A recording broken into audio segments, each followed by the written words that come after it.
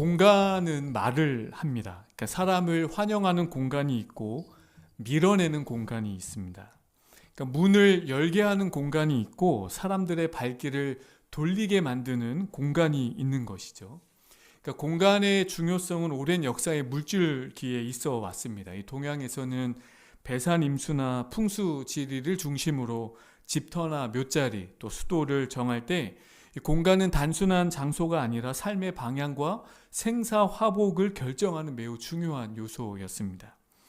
서양은 물론 풍수지리와 같은 개념은 없지만 적을 방어하고 전염병을 차단하고 생존을 지키기 위한 공간 설계가 서양 건축의 출발이었습니다. 공간에 대한 의미 부여 방식은 달랐지만 공간이 삶을 결정한다라는 인식은 동서양이 다르지 않았던 것입니다. 이전에 부산에서 사역했을 때 한 달에 한 번씩 부교육자들을 대상으로 특별 강의들이 있었는데 기억에 남는 강의가 있었어요. 홍익대 건축학과 교수이자 또 소망교회 안수 집사로 계시는 우리 김현준 교수의 강의였습니다. 이 강의 주제는 굉장히 단순했어요. 왜 사람들은 교회보다 절을 더 편하게 생각할까? 그러니까 교회와 절, 사람들은 어디를 더 편하게 생각하고 쉽게 찾아갈까요? 그러니까 선릉의 봉은사만 봐도 직장인들이 점심을 먹고 자연스럽게 산책을 합니다. 한 바퀴 돌고 잠시 앉았다가 쉼을 얻고 나오죠. 그러니까 불교 신자가 아니어도 그렇게 그 절을 찾고 쉼을 얻고 있어요. 그런데 이 점심시간에 교회 안으로 쉬러 들어가는 사람이 있나요? 기독교인들이라면 점심 먹고 묵상이든 잠시 기도하든 들어갈 수 있는데 기독교인들도 교회에 들어가진 않습니다. 왜 그럴까? 그렇게 된 이유가 공간이 가져다주는 이미지 때문이라고 그 교수는 주장을 해왔어요. 어느 정도 저는 공감을 하고 있습니다. 절이라는 곳은 외부를 차단하는 담장이나 대문이 없고 산책로와 연결이 돼 있다는 겁니다. 그리고 무엇보다 경계감이 없고 부담감 없이 사람들이 드나들 수 있는 곳이 이 절의 개념이라는 거예요. 그러니까 절은 도시 안에 있지만 도시에 열려있는 공간을 만들었다는 겁니다. 하지만 도심 한복판의 교회는 어떻습니까? 교회 내부의 성스러움을 지키기 위해서 혹은 도시의 소음을 막기 위해서 외부인을 막기 위해서 거대한 콘크리트 벽이 교회를 둘러싸고 있습니다. 안으로 들어가려면 무겁고 거대한 문을 직접 밀고 들어가야 하는 구조가 이 현대사회 시민들이 느낄 때 교회보다 절을 더 친근하게 여기게 된 이유라고 말했습니다. 절은 또 어떤 특징이 있습니까? 여백이 있어요. 여백.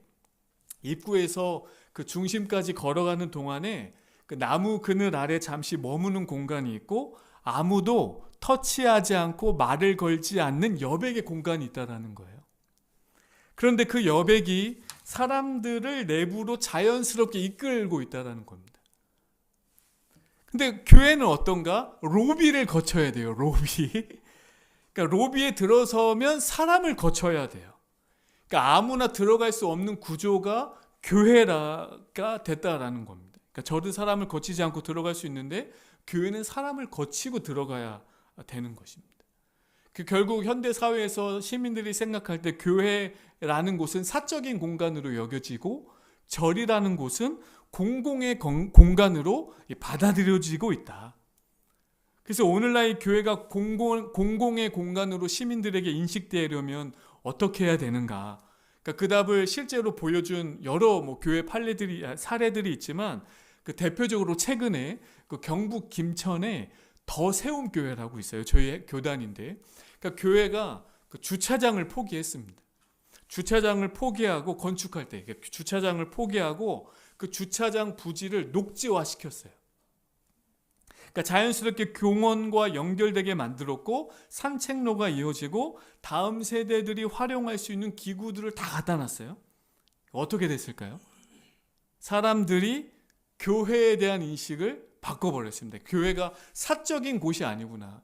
공공의 공간으로서 일반 시민들도 교회 앞을 자유롭게 지나가고 자유롭게 지나가면서 잠시 쉬었다 가고 커피 한 잔도 주고, 그래서 많은 부흥을 지금 누리고 있는 것이 김천의 그 더세움 교회였어요. 그만큼 공간이 주는 변화가 공간의 주인이라고 할까요? 주체들이 바로 아는 것이죠. 그 현대 시민들이 이 공공의 공간으로서의 교회가 열려 있구나라는 것을 시민들이 바로 느꼈던 거예요. 오늘 우리가 묵상하는 본문에도 보시면 공간의 이야기가 등장해요. 여리고 성입니다. 이 성은 방어를 목적으로 세워진 성이고, 여리고는 종려나무라는 뜻인데, 팔레스타인의 척박한 땅 가운데 이곳만큼은 종려나무가 우거지고 풍요로운 농산물이 자라났어요. 그래서 이곳은 일찍부터 사람들이 모여 살았고 고도의 문명으로 발전해 있었습니다. 이 풍요로운 성읍은 가나안의 첫 관문성이었는데, 요단강을 건너 이스라엘이 가나안으로 들어가려면 반드시 이 성을 지나야만 했던 거예요. 그래서 가나안 족속에게 이 여리고는 든든한 빗장문과 같은 역할을 했던 성이고, 이중으로 쌓아 올렸던 두꺼운 성벽 덕분에 여리고 성 자체가 많은 사람들에게 주는 메시지가 있었어요. 무엇이냐면 너희는 절대로 이 성을 무너뜨릴 수 없다라는, 주변의 민족들에게 그런 인식을 심어줬던 성벽이 여리고 성벽이라는 것입니다. 그런데 하나님은 여호수아에게 말씀을 하세요. 이제 강을 건너라. 전쟁을 준비하라는 말씀입니다. 지피지기면 백전불패라는 말처럼 전쟁의 시작은 적을 알고 나를 아는 것이죠. 여리고 성의 두께, 군사력, 위치, 어떻게 싸워야 할지, 어떤 전략을 구상해야 할지 군대 총사령관인 여호수아는 알아야만 했습니다. 그러니까 지금이라면 구글 지도 하나 보면 다 돼요. 드론 하나 띄워서 그냥 정찰하면 다 되지만 그 당시에는 사람을 보내야 했습니다. 그래서 2장 1절 상반절 보시면, 우리가 다 읽지 않았지만 2장 1절에 상반전에 보시면, 눈의 아들 여호수아가 시딤에서 두 사람을 정탐꾼으로 보내며 이르되 가서 그 땅과 여리고를 엿보라 하며, 그러니까 여호수아는 최정예 병사 2명을 선발하고 적진 한가운데로 보냈습니다. 그런데 생각해보면 이 일은 굉장히 성공을 할지는 미지수인 거예요. 발각될 수 있기 때문입니다. 발각이 되면 고문을 당하겠죠. 고문을 당하면 이스라엘의 기밀이 누설될 것이고, 또 그 정탐꾼들은 처참하게 살해를 당할 것입니다. 게다가 40년 광야 생활을 해온 이 이유목 민족에게 가나안의 최대의 요새 그 도시에 미리 어떤 그 심어둔 첩자나 스파이가 있다면, 조력자가 있으면 괜찮을 수 있지만 그런 작업을 이스라엘이 할 수는 없었던 것입니다. 그러니까 성공을 장담할 수 없는 정탐이었어요. 그럼에도 그렇게 보내진 정탐꾼들이 위장을 하고 여리고 성으로 침투했습니다. 밤이 깊었어요. 묵을 곳이 필요했던 정탐꾼들은 한 여관에 들어가게 되죠.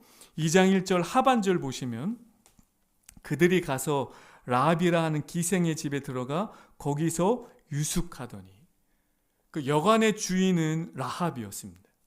그런데 라합은 오랜 경험으로 직감해요. 이 사람들은 여리고 사람들이 아니다. 평범한 여행자들이 아니구나. 곧 왕의 수비대가 들이닥치겠다. 라합의 예상은 틀리지 않았어요. 여리고는 만만한 성이 아니었습니다. 이 성이 오랜 세월 동안 건재할 수 있었던 이유는 바로 물샌 틈 없는 경비와 보안, 그 압도적인 군사력 때문이었어요. 정탐꾼들은 위장하고 움직이고 은밀하게 움직였지만 여리고 경비병들의 매서운 눈을 끝내 피할 수가 없었고 결국 발각되고 말았습니다. 왕은 즉각 첩자들을 잡아오라는 명령을 하고 여리고 수비대가 성벽이 집들을 쥐새끼 잡듯이 뒤지기 시작해요. 그러면 여기서 라합은 무엇을 해야 될까요? 왕의 수비대가 사람들을 찾아다니고 있어요. 라합은 이스라엘 사람이 아닙니다. 여리고 사람이에요. 라합은 무엇을 해야 될까요? 지금 정탐꾼들은 이스라엘의 적입니다. 적. 그럼 라합은 어떤 선택을 하는 게 가장 합리적일까요? 라합에게는 유리한 선택지가 있는 것입니다. 이방인 첩자들을 신고하는 거예요. 그게 가장 쉬운 일입니다. 여리고 사람으로서 성을 지키는 충성심을 왕에게 보이면 포상금 받지 않겠습니까? 그리고 잘하면 여관 운영 그만두고 왕정의 사람으로 승진할 수 있는 기회였어요.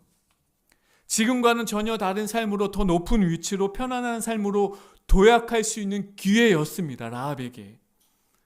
그러면 라합의 선택은 무엇이었어요? 정탐꾼들을 숨겨주는 선택을 합니다. 그러니까 마치 그 애굽 왕의 명령을 거부하고 아이들을 살려주었던 히브리 산파들처럼 정탐꾼들을 잡으려는 여리고 왕의 시도를 거부하고 있는 것입니다. 그 왕의 수비대가 라합에게 말해요. 첩자를 끌어내라. 그러자 라합이 대답하기를 2장 5절 말씀 보시면 그 사람들이 어두워 성문을 닫을 때쯤 되어 나갔으니 어디로 갔는지 내가 알지 못하나 급히 따라가라. 그리하면 그들을 따라잡으리라 하였으나. 그러니까 그들이 방금 떠났습니다. 지금 쫓아가면 잡을 수 있을 거예요 라고 말했어요. 그러니까 이런 어떤 그 라합의 대답 역시 애굽에서 산파들이 파라오에게 신문을 당할 때 명민하게 대답했던 것처럼 라합도 여리고 왕에게 굉장히 명민하게 말을 하고 있어요. 여리고 수비대는 라합의 그 말을 믿고 그대로 뒤를 쫓아 나가버렸어요. 그렇다면 라합은 그 좋은 선택지 앞에서 왜 이스라엘의 정탐꾼들을 도와줬던 것일까요? 신고하면 포상금 받고 숨겨주면 목숨을 잃을 수 있는 거예요. 어느 쪽이 더 좋은 선택지인지는 누가 봐도 명확해요. 어떤 선택을 할까? 그런데도 생명을 담보로 하는 그 위험한 선택을 하게 된 것은 라합은 왜 그런 선택을 하게 된 것일까? 무엇이 그녀를 그렇게 움직인 것일까요? 그 이유가 9절과 10절에 나와 있습니다. 우리 9절과 10절 말씀 한번 같이 보시면 제가 9절 읽고 우리 성도님들께서 10절을 읽겠습니다. 말하되 여호와께서 이 땅을 너희에게 주신 줄을 내가 아노라. 우리가 너희를 심히 두려워하고 이 땅 주민들이 다 너희 앞에서 간담이 녹나니 이는 너희가 애굽에서 나올 때에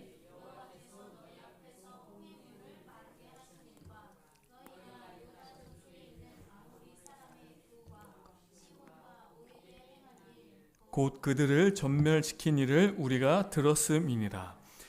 9절 보시면 여호와께서 이 땅을 너희에게 주신 줄을 내가 아노라 라고 고백을 해요.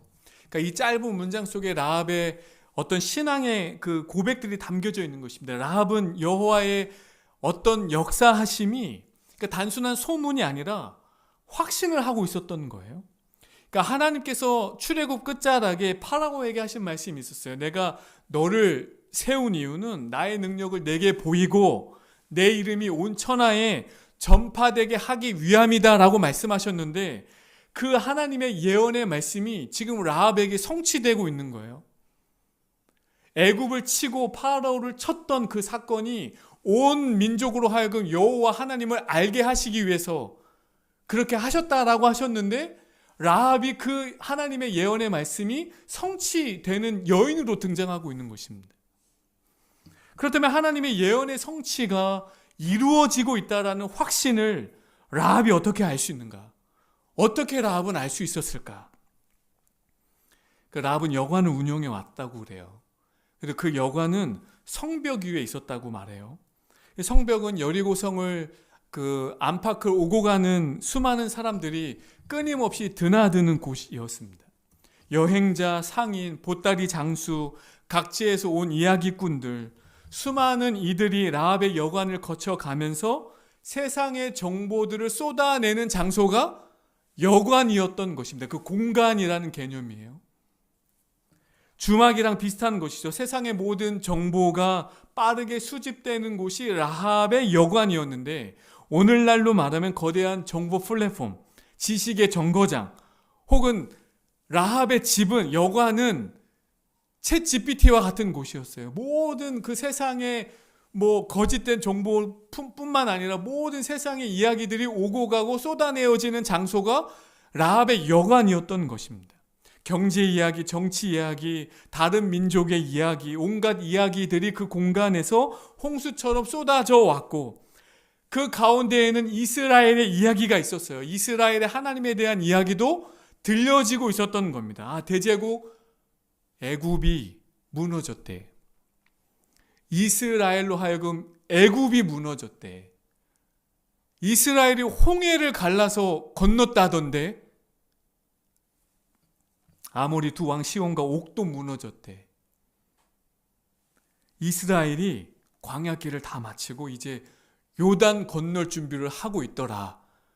이런 얘기도 그 여관 안에서 다 들려지고 있었던 겁니다. 오고 가는 사람들에게. 그래서 그런 이야기를 들었던 라합이 생각을 하죠. 세상이 변하고 있구나. 이미 이스라엘이 세상을 이기고 있구나. 하나님은 실로 살아계신 분이시구나. 정탐꾼이 왔다는 것이 어떤 의미인지 라합이 그래서 정확히 파악하고 있던 거예요. 사랑하는 성도 여러분, 만일 라합이 성 안쪽에 살았거나 혹은 왕궁의 공주였다면 어땠을까요? 성벽 안으로 차단된 세계에서 기득권의 언어와 논리가 난무한 왕궁이었다면, 세상이 어떻게 돌아가는지, 이스라엘의 하나님이 어떤 일을 행하셨는지 그저 여러 민족과 여러 종교의 신에 관한 이야기라고 생각하지 않았을까요? 유일신과 같은 의미로는 성벽 안 혹은 왕궁 안까지 이 이야기가 들어가지 못했을 겁니다. 하지만 라합의 공간은 달랐어요. 주거지이자 삶의 터전이자 생업의 자리에서 막힘없이 왕궁 안에서 그런 이야기들을 한다면 약간의 정제도 해야 되고 말도 좀 가려서 했을 텐데, 여관이라는 그 특수성이 무엇입니까? 정제되지 않고 막힘없이 모든 사람들이 자유롭게 모든 이야기를 할 수 있는 그 공간이 라합의 여관이었는데, 그 세상의 이야기들, 걸러지지 않는 모든 이야기들을 라합이 그 여관에서 들으면서 동시에 이스라엘의 하나님이 이런 일을 행하셨더라라는 이야기도 동시에 들으면서 라합이 믿음의 확신을 가졌던 겁니다. 하나님에 대한 오해 이야기들도 있었을 거예요. 하나님의 명예를 실추시키기 위한 주제도 분명히 있었을 겁니다. 동일한 주제를 가지고 싸움도 일어나고 근거 없는 소문과 하나님을 추락시키려는 소음들도 분명히 있었을 거예요. 그러나 라합은 하나님에 대한 믿음을 그 수많은 이야기들이 들려오는 과정 속에서도 확신을 하고 있었다라는 겁니다. 그래서 고백하잖아요. 여호와께서 가나안 땅을 이스라엘에게 주신 줄 나는 알고 있다. 그러니까 이것이 라합이 사는 공간이 가져다 주는 은혜였던 것입니다. 라합의 이러한 공간의 메시지가 말하는 의미가 우리 현대사회에 있다고 저는 생각을 해요. 왜냐하면 라합의 여관과 오늘 우리가 살아가는 삶의 터전이 매우 닮아 있기 때문입니다. 우리가 사는 공간에 온갖 소리가 다 들리고 있습니다. 유튜브를 켜보십시오. 정치 선동, 이념 다툼, 짜집기, 가짜 뉴스, 경제, 주식, 코인, 부동산, 또 전쟁에 파렴치한 이야기들이 우죽순 홍수처럼 쏟아지고 있어요. 기독교 혹은 성도들, 예수님에 대한 이야기들, 기독교에 대한 명예를 실추시키기 위한 쇼츠들이 넘쳐나고 있고, 사단을 숭배하는 쇼츠도 있고, 복음을 왜곡해서 기독교가 마치 가짜인 것처럼 말하는 여러 쇼츠들이 지금 유튜브만 키셔도 넘쳐나고 있습니다. 그러니까 라합의 여관처럼 우리가 살아가는 공간은 미디어로 온갖 소문과 이야기로 가득한 곳을 우리가 지금 살아가고 있는 거예요. 거짓과 진실이 섞여 있는, 소음과 진리가 함께 들리는 공간에 우리가 살아가고 있어요. 여관은 아니어도 우리가 집에서 유튜브를 키면 그 즉시 정보 플랫폼이에요. 모든 정보들을 다 볼 수가 있는 것입니다. 그렇다면 우리는 그 홍수처럼 쏟아지는 수많은 이야기들 속에, 미디어 쇼츠 가운데 하나님의 역사와 하나님의 말씀과 하나님의 은혜를 분별해서 듣고 있는가? 우리가 사는 공간에서 우리는 하나님의 역사를 듣고 있는가? 교회라는 곳에서 우리는 하나님의 역사를 분별해서 듣고 있는가, 보고 있는가? 아니면 하나님의 이야기는 내버려 두고 세상의 가십거리들의 이야기들로 우리가 사는 공간에 미디어가 넘쳐나고 있는가? 이거 피할 수 없는 문제예요. 우리와 미디어는 떨어질 수 없는 시대입니다. 우리 자녀들은 더 앞으로 그럴 것입니다. 그럼 미디어와 떨어질 수 없는 사회를 살아가고 공간을 살아가는 우리 인생에서, 우리의 삶에서 기독교인들은 마치 라합이 그 여관이라는 공간에서 수많은 이야기를, 정보 플랫폼을 듣고 있을 때 분별해서 하나님에 대한 확신과 믿음이 더 커져갔던 것처럼 우리는 그렇게 살 수 있는가? 이 미디어라는 정보 플랫폼에서 우리의 믿음은 더 커지고 있는가? 아니면 미디어를 통해서 오히려 우리가 실망하고 어떤 낙심하고, 아니면은 하나님에 대한 이야기는커녕 세상의 다른 이야기들에 더 관심을 갖고 영원하지 않은 것들에만 관심을 갖고 있지는 않는가? 미디어가 있다라는 것은 오히려 우리의 믿음을 성숙시키고 성장시킬 수 있는 도구인데 우리는 그 도구로 우리가 받아들이고 있는가? 라고 질문하지 않을 수가 없는 것입니다. 라합이 세상 물정에 밝은 사람이라 하나님을 알게 된 것은 절대 아닐 것입니다. 계산이 빨라서 뉴스를 많이 봐서 유튜브를 해독하는 능력이 있어서 믿음의 여인이 된 것이 아닙니다. 가십과 거짓과 온갖 미디어가 쏟아지는 그 자리에서 분별력 있게 정보를 들었던 것입니다. 버릴 건 버리고 들을 것은 보고 내 의견과 달라도 다툼과 주장을 하지 않고 조용히 믿음을 지키며 살아오는 인내. 그러니까 라합은 누군가 전하는 하나님과 이스라엘에 대한 이야기를 들으면서 진리를 경험하고 하나님의 승리를 맛보고 하나님의 역사를 체험하고 있었던 것입니다. 그래서 라합이 알고 있었던 거예요. 여리고 성에 살고 있지만 성벽 위에서 이방인 민족, 그러니까 여리고 입장에서는 이방인이잖아요, 이스라엘이. 근데 그 이스라엘에 대한 이야기를 여리고 성 안에 있던 여인이 듣고 하나님에 대한 실존과 이스라엘을 앞세워서 하나님이 이 나라를 통치하고 있다는 것을 들음을 통해서 분별하고 믿음의 확신을 갖고 있었기 때문에 이 정탐꾼들이 보통 사람들이 아니구나라는 확신을 한 것입니다. 믿음의 눈이 열린 것이죠. 그리고 라합의 고백을 한번 계속 보시면 2장 11절의 말씀인데 11절 말씀을 한번 보시면 우리가 듣자 곧 마음이 녹았고 너희로 말미암아 사람이 정신을 잃었나니 너희의 하나님 여호와는 위로는 하늘에서도 아래로는 땅에서도 하나님이시라. 아멘. 그 예전에 개역개정에는 이 상천하지 하나님이라고 표현했는데, 그러니까 라합의 말을 들어보면 우리가 마음이 녹았다라고 그래요. 그러니까 이스라엘의 그런 이야기들을 들으면서 라합 혼자 마음이 녹은 건 아니고 누군가의 마음도 녹았던 것입니다. 그러니까 오랜 세월 여리고성 안에 들려왔던 하나님에 대한 이야기, 이스라엘을 통하여서 애굽을 심판했던 여호와 하나님의 능력들, 그리고 수많은 기적들을 베푸셨던 그 하나님의 이야기, 특별히 우리가 지난주에 나눴던 구름기둥과 불기둥으로 하나님이 이스라엘을 인도하시더라, 만나를 내려주시더라, 이런 모든 이야기들이 여리고성 안에 왜 안 들려왔겠습니까? 그런 이야기를 들었을 때 하나님의 역사를 듣고 누군가는 마음이 녹고 정신을 잃었던 것입니다. 이 난공불락의 여리고 요새는 성벽이 무너지기 전에 이미 사람들의 마음 안에서 여리고가 아니라, 가나안이 아니라 이스라엘의 하나님이 이 나라를, 이 세상을 통치할 그날이 오고 있다는 것을 이미 마음이 녹은 상태로 받아들일 준비를 하고 있었던 것이죠.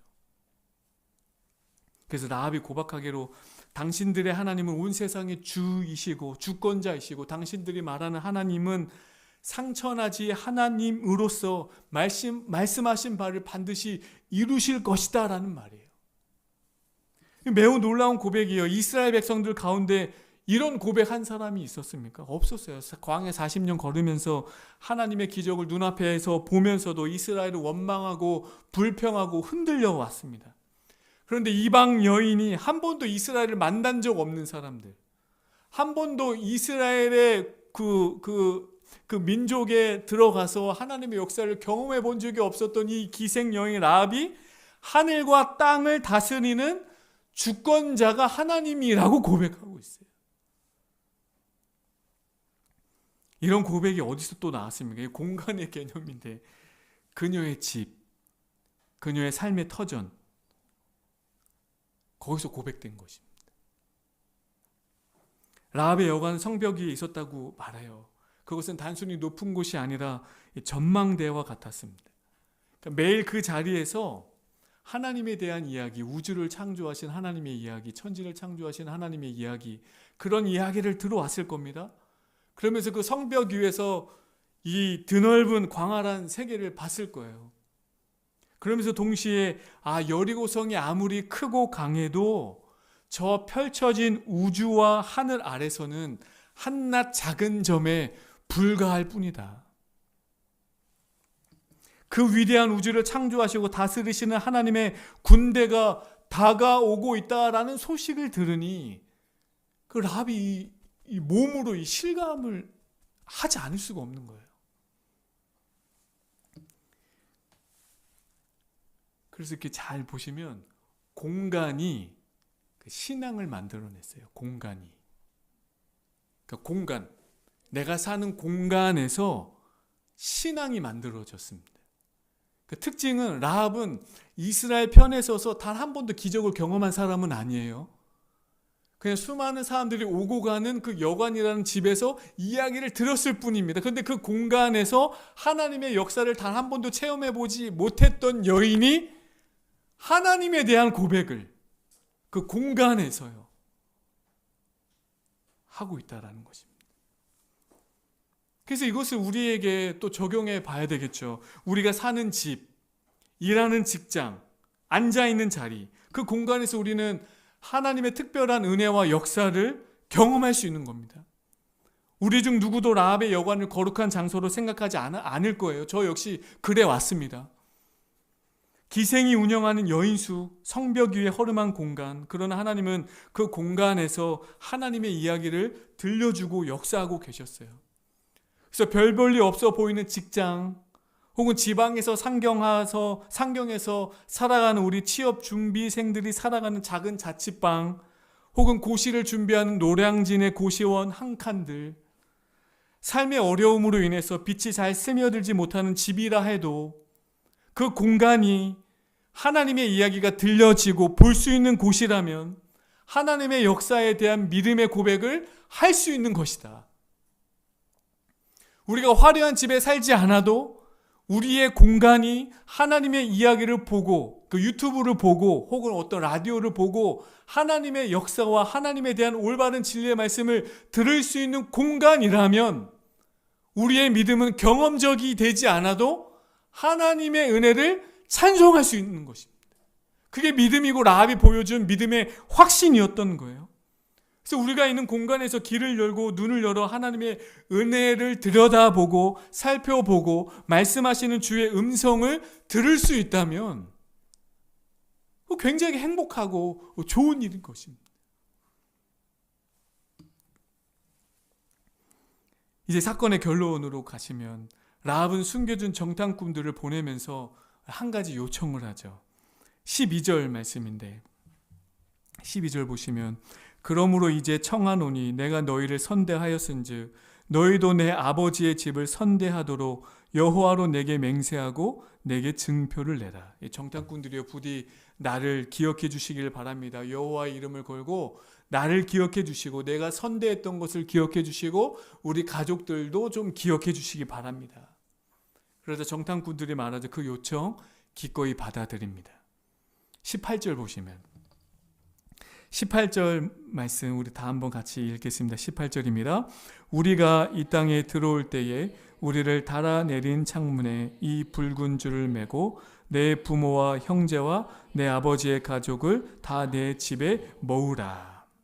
그러니까 전쟁이 시작되면 이 창문에 붉은 줄을 매다세요.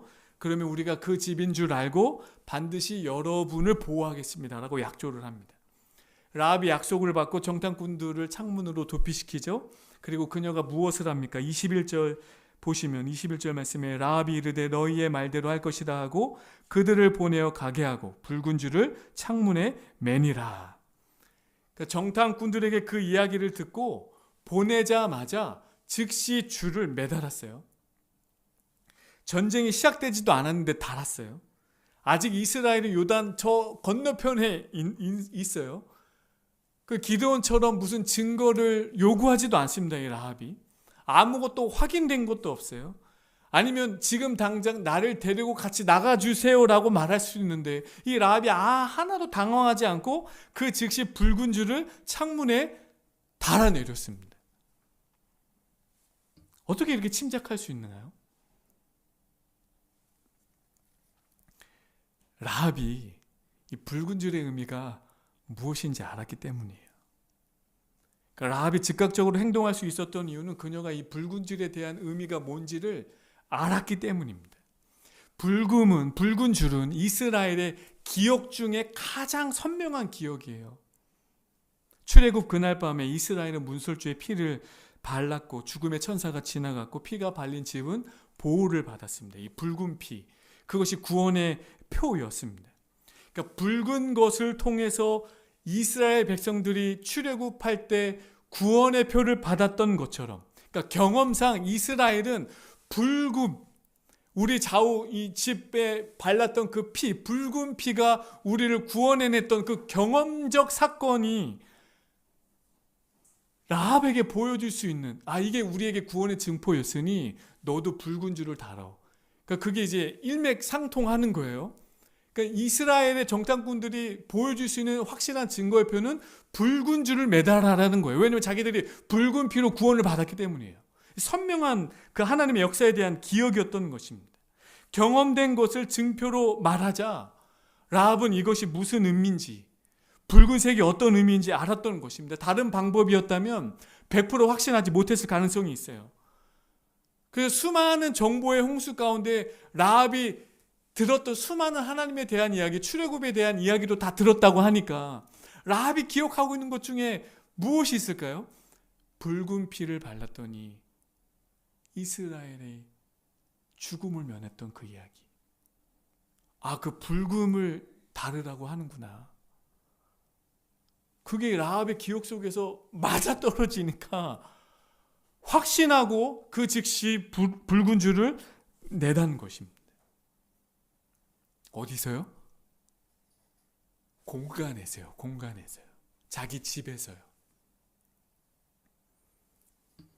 전쟁이 시작됐습니다. 여리고 그 큰 성, 붉은 줄을 매단 집은 라합의 집 딱 하나였어요. 그 집만 보호받았고 그 집에 있던 가족이 구원을 받았습니다. 우리가 알고 있는 바로 히브리서 기자는 라합을 믿음의 여인으로 소개하고 있죠. 믿음으로 기생 라합은 정탐꾼을 평안히 영접하였으므로 순종하지 아니한 자와 함께 멸망하지 아니했다라고 믿음의 장에 당당히 이름을 올리고 있었습니다. 이방 여인, 기생, 이름 없는 자, 그러나 그녀는 믿음의 여인으로 기록되고 있어요. 소돔과 고모라가 불과 유황으로 멸망당할 때 그 롯의 가족이 구원받은 것처럼 붉은 줄을 매달았을 때 그 가족이 구원을 받았습니다. 이제 말씀을 맺고자 합니다. 라합이 여관에서 이스라엘의 이야기를 들었던 것처럼 우리는 우리의 공간에서 복음을 들었습니다. 그것이 집이든 교회이든 직장이든 복음을 들었습니다. 그리스도의 십자가를 듣고 부활을 들었어요.